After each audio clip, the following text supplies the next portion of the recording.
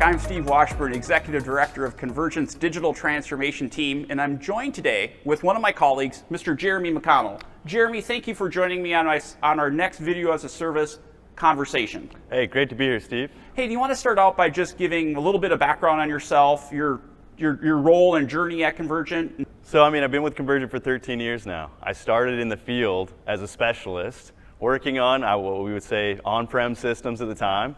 And I transitioned to a sales engineering role, outside sales, and within the last 18 months I've been on your team, the digital transformation team. So what's that been like? It's been incredible, actually. I actually didn't realize what we could do as an organization from a service perspective. I've been in the industry for a while. I understand how security systems work, but to really understand what we can provide our customers has been amazing. Yeah, and I know you've had a lot of amazing conversations with different customers on this concept that we've been introducing about security as a service.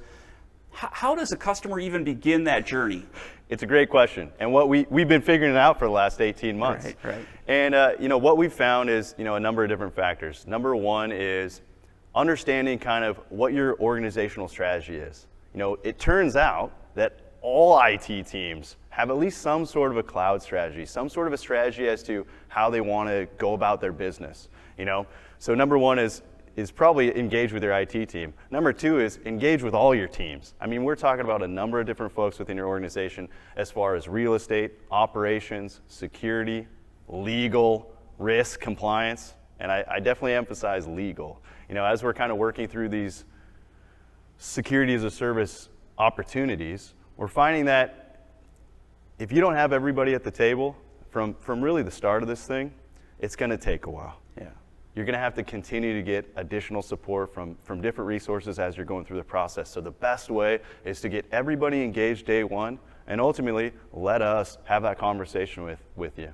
Yeah, I know we talk about this frequently in our team, but what we're ultimately helping organizations do is this digital transformation journey, right? Which is really about change management, getting everybody on board, having those early conversations to set the stage, right?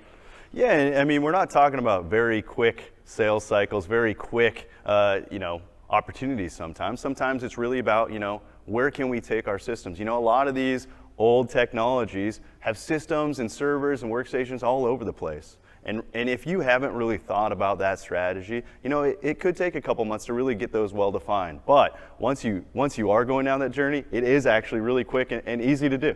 Yeah, so getting everybody on board right away up front, right? Important key point.